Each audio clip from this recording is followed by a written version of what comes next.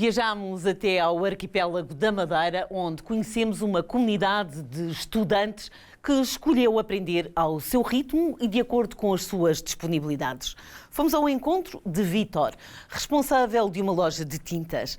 Aprendeu a compor cores, usando técnicas e receitas que são mantidas secretas. Atraído pela necessidade de manter um acesso seguro às tecnologias digitais, decidiu licenciar-se em Engenharia Informática. Vamos conhecer a sua história. Foram precisos 4 anos para ganhar coragem e ingressar no ensino superior. Duarte entrou na universidade pela mão de um familiar, também ele aluno da instituição. O acesso à universidade em Câmara de Lobos abriu-lhe a porta para um novo mundo. Eu nunca havia um timing certo. Houve um dia, foi à internet investigar, aquela coisa da universidade, a gente tinha sempre aquele medo da universidade aberta através do computador, como é que eu vou conseguir aprender, como é que eu vou conseguir perceber. E então fui à internet investigar e de repente dei-me com a universidade aberta aqui na Ilha da Madeira, o que é que se passa? E então tinha lá um número, telefonei e falei com o Carlos daqui da CLA. E ele foi, acho que foi uma peça importantíssima para eu estar cá no curso da Universidade Aberta, da Engenharia Informática. Ele foi o clique final em que consegui retirar o meu medo para poder entrar nesse novo projeto.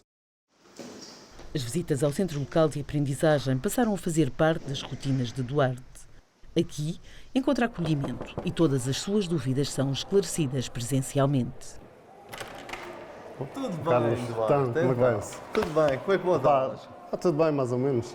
Venho aqui agora para falar sobre os problemas dos e-folds, penso que agora vamos entrar em e-folds. Eu precisava de algum contacto físico e o que lá foi aquele contacto e aquele clique que reencaminhou o caminho para o lugar mais correto. Mas temos uma mestrado em engenharia. Projetou fazer em 5 os 3 anos da licenciatura, um planeamento feito de acordo com o coordenador. A Universidade Aberta é a segunda em número de alunos no arquipélago da Madeira, também a única que chega às pessoas que vivem nas zonas periféricas da ilha. Há muitas histórias com o Duarte de pessoas que fazem das tripas coração muitas vezes e lutam contra uma série de desafios, tanto familiares, laborais e depois a nível de estudo. O Duarte é um excelente exemplo, um senhor autodidata que sempre teve alguma insegurança se ia entrar ou não na universidade, se isso valia a pena ou não, e depois as pessoas pensam se têm a capacidade. E eu tento dizer, sim, não estamos aqui com questões de capacidade ou de inteligência. Cada um tem a sua inteligência, da sua vocação, das suas capacidades.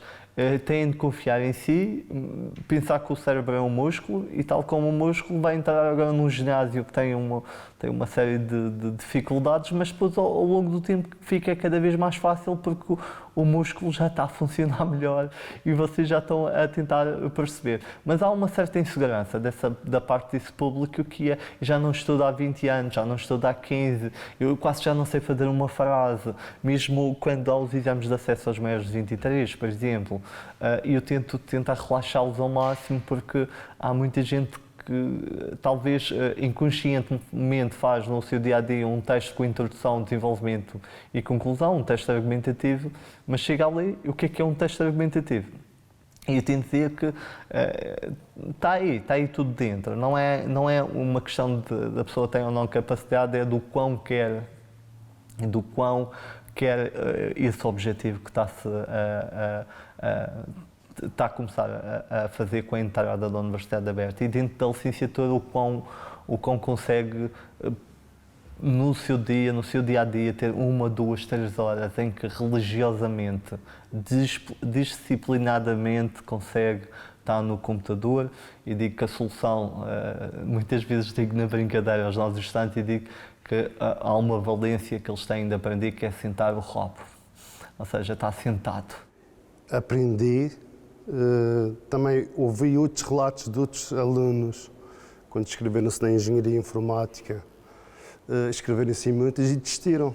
E depois percebi o porquê. Eles, ao se escreverem em muitas unidades curriculares, fez com que não tivessem tempo, nem para a família, nem para eles próprios, para poder estudar e ter bom aproveitamento. E faz com que eles começam a ter más notas e começam a ter desmotivação e vão desistir. E eu reservo sempre um dia para a minha família. Este dia acho que é porque a família é um pilar.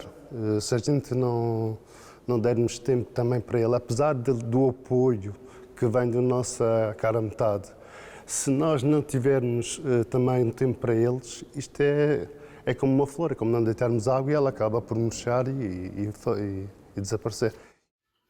A prioridade é o estudo. O pai e os filhos sentam-se para cumprir as tarefas escolares. Eu acho que é um exemplo da minha parte para os filhos. E depois a gente fica tão orgulhosos quando eles olham para nós e dizem assim, pá, o meu pai consegue, eu também vou conseguir. E é isso que a gente quer transmitir aos nossos filhotes. Vencer a insegurança é fundamental para percorrer o caminho que se propôs trilhar. Para conseguir estudar cerca de 30 horas por semana, aproveita todos os tempos livres. A escolha da licenciatura em Engenharia Informática vem na sequência do trabalho que realiza e da necessidade de responder aos novos desafios. Vejo que é uma área que todos os dias usamos a informática, todos os dias é preciso um técnico para nos ajudar. Às vezes há um bug de um lado, um bug de outro, e nós usamos, acho que às vezes é poucos funcionários para tanta ajuda que a empresa precisa. E a área que neste momento que eu gostava de depois progredir após a licenciatura, que eu quero continuar, não é? Era a cibersegurança em nível de... Acho que é uma área que cada vez mais que temos que apostar. Se quem quiser guardar os seus dados, os seus segredos, é uma área que muito, muito importante.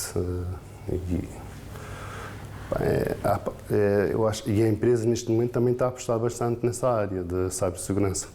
Pode ser útil ou agradável, não é? Vamos lá ver. A empresa abriu-lhe as portas para a oportunidade de estudar. Acredita que a nova licenciatura lhe dará ferramentas para ir mais além no trabalho do dia-a-dia. A universidade veio-me abrir aqui uma porta grande de informação, de sabedoria, de abrir novos horizontes. Conheci novas pessoas, mesmo que seja virtualmente, mesmo que seja... Nós conhecemos pessoas que estão noutra parte do mundo. E depois experiências novas, e tudo que é novo faz-me motivar, mexe comigo, quero mais. E, por exemplo, este ano no verão, como não tinha nada para fazer, estava de gente chegar a outubro para voltar a agarrar nos estudos. E a universidade, eu acho que quando acabar, eu acho que não vai acabar, acho que vou continuar com a informação, com a aprendizagem. É assim, vocês ao chegarem ao portal da Universidade Aberta, entram dentro do portal, escrevam mesmo Universidade Aberta. Marco e Mónica são candidatos à universidade. Vieram pedir informações sobre como se podem preparar para o exame para maiores de 23 anos, a uma universidade digital com o rosto humano. Na Ilha de Porto Santo, falámos com Andreia, estudante do 2º ano da licenciatura em Educação. Impossibilitada de sair da ilha para estudar fora, foi o ensino à distância que lhe permitiu realizar o seu sonho de fazer um curso universitário. Obrigada, Andreia, pela sua disponibilidade. Como é que surgiu a ideia de ingressar na universidade? Surgiu após iniciar este projeto. Estou a trabalhar numa escola profissional que é o CELF, e aqui com os professores e os alunos surgiu o entusiasmo de voltar a estudar. Coloquei essa hipótese lá em casa, coloquei a hipótese aqui no trabalho, todos deram-me força, e um dia, por acaso, apareceu-me um link a dizer que ia abrir novas candidaturas para cursos para maiores de 23, e decidi me inscrever. E pronto, cá estou eu no 2º ano. Que balanço é que faz destes 2 anos de curso? Eu pensei, sinceramente, que por ser de estudo através online e que nós geríssemos o nosso tempo que fosse mais fácil, não é. É necessário trabalho, é árduo, mas é gratificante porque estou a aprender imensa coisa que posso aplicar no meu trabalho, posso aplicar lá em casa porque tenho duas filhas e estou em licenciatura em educação, faz todo o sentido, abrange imensa coisa e sinceramente, está a ser uma grande etapa e uma nova mudança na minha vida para bem melhor e para mais gratificante, pronto. Depois do 12º ano, qualquer aluno para continuar a estudar tem de sair de Porto Santo. A Universidade tem um centro local de aprendizagem no Funchal. Sente necessidade de deslocar ao centro com alguma frequência? Não, porque como estou no Porto Santo, faço tudo online aqui lá em casa. E então vou só quando há recepção aos estudantes e tento-me juntar com as colegas que estão na universidade também lá no Funchal. E aqui no Porto Santo já estamos a criar um grupo nosso. Como é que então é feito o contacto com a instituição? É bom. A minha primeira ida ao CLA em Câmara de Lobos foi engraçado, porque o Carlos acolhe-nos sempre muito bem, é muito acessível.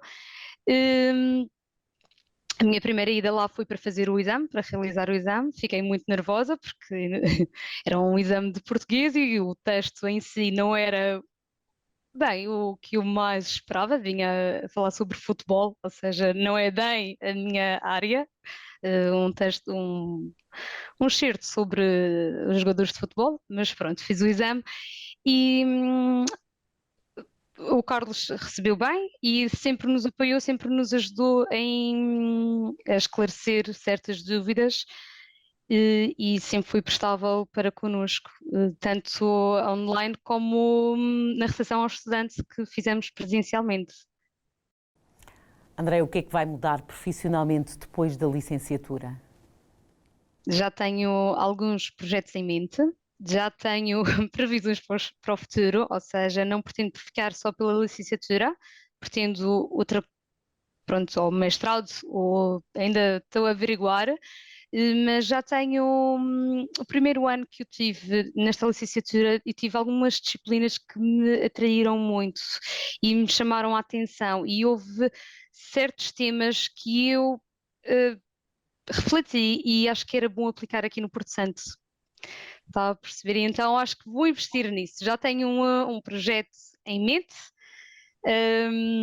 Eu já partilhei por acaso com uma amiga e que certamente vai ser a pessoa que vai me dar apoio e tenho a certeza que após esta licenciatura será o meu passo a seguir e a dar e a investir aqui também na ilha para os nossos jovens, as nossas crianças e provavelmente irá fazer a diferença na minha vida profissional.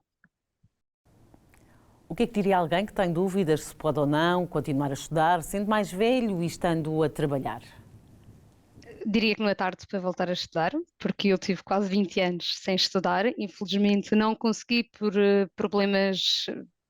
motivos financeiros. Na altura fiquei sem pai, não consegui ir aos estudos, comecei a trabalhar muito nova. Mas depois de ter duas filhas e de estar sempre constantemente a estudar com elas e agora mostrar-lhes que eu também estou a estudar, digo às pessoas que eu conheço que vale a pena, é mais conhecimento e o conhecimento tem sempre espaço na nossa vida e dá-nos mais enriquecimento a nível pessoal, profissional e acho que é uma motivação e até para eu, no meu caso, para com as minhas filhas, tem sido uma motivação para elas também progredirem na sua vida de estudante. André, e costuma estudar com as suas filhas? Sim, eu criei um espaço lá em casa, que é o nosso escritório, o nosso cantinho, onde temos cada uma a sua secretária e juntamos as três a estudar. E o que dizem elas? Acham giro e a mais velha no início dizia-me: bem, mas tu disseste que quando eu fosse para a universidade ias comigo, eu já não vais comigo para a universidade. E se vou, eu agora te tirar uma licenciatura, quando tu fores para a universidade eu tiro outra, não há problema. E acham giro, a mais nova ainda, só este ano que começou a perceber a importância, porque é pequenita, mas sim, a mais velha gosta e quando eu tiro um 17 ou um 18, ela diz: Boa, mãe, já viste, tiraste uma boa nota, dá-me uma motivação, que é o que eu faço com elas. Para terminar, diga-nos como é que considera esta experiência de estudar não só com as filhas, mas também com estudantes de todos os cantos do mundo. E vou-lhe ser sincera, eu estou num grupo, que é o grupo de Licenciatura em Educação, em que há muita interajuda. E eu penso, bem, finalmente encontrei o meu, não sei explicar, enquadrei-me bem, porque eles ajudam-se uns aos outros. Há dúvidas, eu coloco uma questão, se eu tiver uma dúvida, os colegas esclarecem. Há sempre alguém que nos ajuda. Já aconteceu bloquear e não consegui fazer um e-folio e uma colega que não me conhecia de parte nenhuma ligou-me: Oh Andréia, não me podes bloquear, tenta fazer, vá, tu consegues. E em uma hora consegui fazer e tive uma excelente nota que até não estava à espera. É giro porque conhecemos outras pessoas virtualmente, conhecemos outras pessoas de Portugal continental, da Madeira, e, e ajudam-se, mesmo não conhecendo, ajudam-se. E pronto, é bom, é uma mais-valia. Muito obrigada, Andréia, pelo seu testemunho. Connosco, para falar do contributo deste modelo virtual de aprendizagem, está o bastonário da Ordem dos Médicos, Carlos Cortes. O ensino à distância tem vindo a ter um interesse crescente e permitido a estudantes que de outra forma não conseguiam prosseguir os seus estudos, façam licenciaturas, mestrados e doutoramentos. Também na formação pós-graduada e ao longo da vida, esta metodologia tem tido um papel cada vez mais relevante. Obrigada, Soutor, pela presença em estúdio. Soutor, numa profissão em constante mudança e evolução, qual é o entendimento que a Ordem tem sobre este modelo de ensino à distância? Disse muito bem, a ciência tem evoluído de forma exponencial, a tecnologia, a adaptação da tecnologia à medicina tem sido absolutamente fundamental. E há aqui dois aspectos que eu acho que são muito relevantes. O primeiro desses aspectos, e Portugal em particular, tem sido muito exigente com a formação médica. Aliás, a formação dos médicos portugueses é reconhecida em toda a Europa, é verdade, e a maior prova disso é que muitos países da Europa, até muito mais desenvolvidos do que nós, adotam os programas de formação das várias especialidades portuguesas. Portanto, o primeiro ponto, e esse é essencial, a manutenção inequívoca da qualidade da formação dos médicos e das médicas em Portugal. O segundo aspecto... Deixe-me só interromper, a Ordem é o garante dessa qualidade do ato médico. Sim, a Ordem tem aqui um conjunto de mecanismos, um conjunto de órgãos que, nomeadamente no âmbito da autorregulação, os conselhos disciplinares, que garantem, tanto quanto possível, porque não depende só da Ordem dos Médicos, o próprio Ministério da Justiça, da Saúde, a entidade reguladora da saúde, enfim, há um conjunto de organismos em Portugal que tratam da regulação da medicina e que permitem, para a segurança dos doentes, que os atos médicos sejam praticados somente por médicos. E, obviamente, isto começa no aspecto da formação médica. Mas o segundo elemento que eu queria também aqui deixar, que é a vontade da Ordem dos Médicos de abraçar as novas tecnologias, nomeadamente as novas tecnologias de comunicação. E nós, hoje, sabemos que há, enfim, tecnologias que permitem que os estudantes nas universidades possam estudar à distância, possam aprender à distância, mas depois nós temos um mundo completamente diferente, que é o mundo da pós-graduação, isto é, depois das universidades, em que os médicos também têm que saber aqui compatibilizar este equilíbrio difícil, que é estarem presencialmente com o seu doente. Há um conjunto de dados que só podem ser feitos com o doente. Há um aspecto muito importante, que é um aspecto ético, é um aspecto humanista, fundamental na profissão médica, que é a relação médico-doente, e ainda, felizmente, as relações entre as pessoas acontecem sobretudo de forma presencial.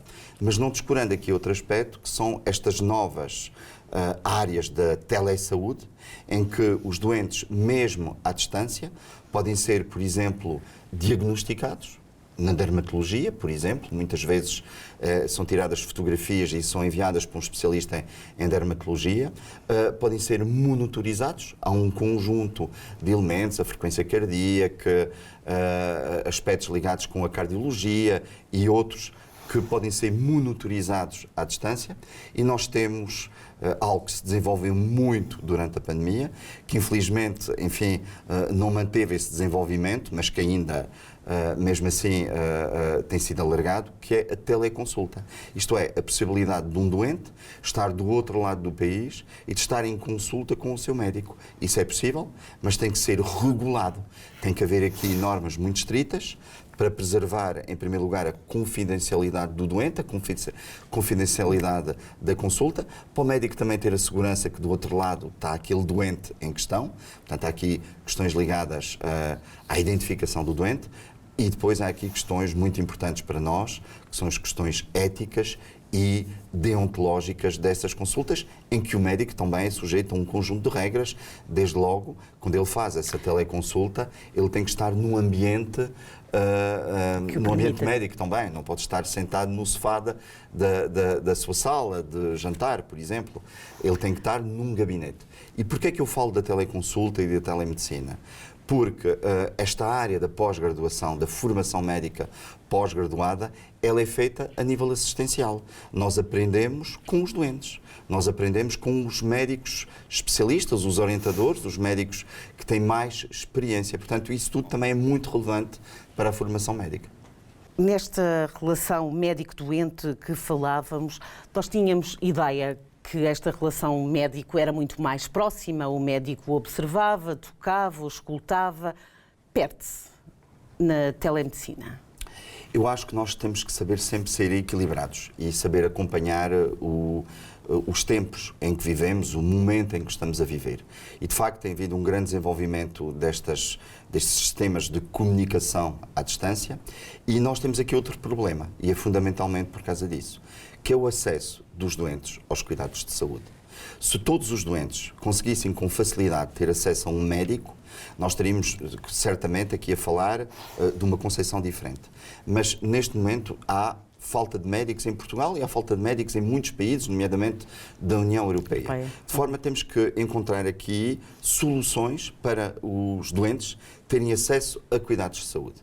Mas há aqui regras que eu acho que são muito importantes, nomeadamente, por exemplo, a primeira consulta ser necessariamente uma consulta presencial, em que duas pessoas, o médico e o seu doente, se possam encontrar, se possam conhecer, possam estar presencialmente uma com a outra.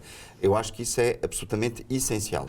Doutor, gostava de voltar a falar sobre a questão da ética. A Ordem é também o garante da responsabilidade ética de cada ato médico, ou seja, logo em primeira mão no juramento hipocrático. Para quem está em casa e para que consiga perceber quais são as obrigações dos médicos? Olha, desde logo, e para falar em formação, os médicos têm a obrigação ética e deontológica. A deontologia tem a ver com a ética e é, de alguma forma, regulada pela Ordem dos Médicos, de estarem permanentemente atualizados. Isso é obrigatório para um médico. Um médico, se não se atualiza do ponto de vista dos conhecimentos técnico-científicos da sua profissão, não está a cumprir com o seu código deontológico. Não está a cumprir, como disse muito bem, com o seu juramento de Hipócrates, que é feito no início da sua carreira. Ele é feito normalmente no final de novembro, no início de dezembro. Há um forte investimento nesta área tecnológica? Olha, há vários aspectos em que a Ordem dos Médicos está a trabalhar. Desde logo, a Ordem dos Médicos está a renovar completamente, enfim, a sua forma interna de se organizar e de trabalhar, adquirindo aqui um conjunto de programas, um conjunto, enfim, de mecanismos informáticos que reorganizam todo o seu trabalho. Mas naquilo que diz respeito à formação médica, há aqui 2 ou 3 novidades que eu gostaria de deixar aqui. A primeira é que nós estamos a rever neste momento, a pedido do Ministério da Saúde, os diplomas de formação médica, o chamado internato médico, em que vamos dar aqui a possibilidade de existir mais ensino à distância. Isso pode ser possível nos casos onde, obviamente, esse ensino pode ser feito à distância. E depois a Ordem dos Médicos está neste momento a criar uma plataforma de ensino que é misto, à distância e presencial, que é a Academia OM. Nós estamos a desenvolver, espero poder apresentar aos médicos no próximo ano esta plataforma, que é também para aumentar o acesso dos médicos à formação médica, às últimas novidades, à atualização na área não só técnico-científica, mas em outras áreas que nós entendemos que são muito importantes, nas áreas da liderança, da organização do trabalho, nas áreas éticas, do humanismo, do contacto com os doentes. Doutor, há pouco falávamos de transparência. Cada vez mais as pessoas, quando têm dúvidas, recorrem à internet. O Dr. Google passou a ser quase um outro médico. Como é que a Ordem pode ajudar a esclarecer o público? Falamos de literacia em saúde. Bem. Isto é uma das áreas que nós estamos a desenvolver também. Espero eu que até ao final do mês possamos, enfim, apresentar o novo site da Ordem dos Médicos, em que no novo site ele é virado não para os médicos, fundamentalmente, também é, necessariamente, mas para os doentes e para as pessoas, onde há aqui uma área muito importante da literacia em saúde. Mas outro aspecto também da nossa preocupação, e falou do Dr. Google, é precisamente o Dr. Google, em que, infelizmente, na internet há muita informação válida, mas há muita informação que não é válida. Há muita informação incorreta. É difícil para as pessoas conseguirem escolher e perceber o que é verdadeiro de falso. Precisamente, é verdade. Precisamente por causa disso, a Ordem dos Médicos está a desenvolver neste momento uma certificação para os sites que assim o desejem, possam ter um carimbo de validade da Ordem dos Médicos que reconhece aquele site como fidedigno para informação para as pessoas. Já temos praticamente tudo pronto, o carimbo já existe, já foi desenvolvido e agora nós vamos divulgar e, portanto, todos os sites que quiserem ter esse carimbo de validade da Ordem dos Médicos terão que fazer o pedido à Ordem dos Médicos e os doentes, as pessoas que queiram informação médica, terão mais segurança se forem precisamente a estes sites que têm um carimbo de certificação de validade da Ordem dos Médicos. Há aqui uma mudança de paradigma com a saúde. Vive-se mais, até mais tarde. Qual é o papel da Ordem também nesta alteração? A Ordem dos Médicos abraça, obviamente, necessariamente, os tempos em que nós estamos. E os tempos de hoje são muito diferentes daqueles que eram há sensivelmente poucos anos atrás. Foi muito rápido. Da criação do SNS até agora deram-se passos de gigante. No decorrer do próximo ano, a Ordem dos Médicos vai apresentar um novo código deontológico. O código deontológico é precisamente onde estão essas regras éticas que os médicos têm que respeitar.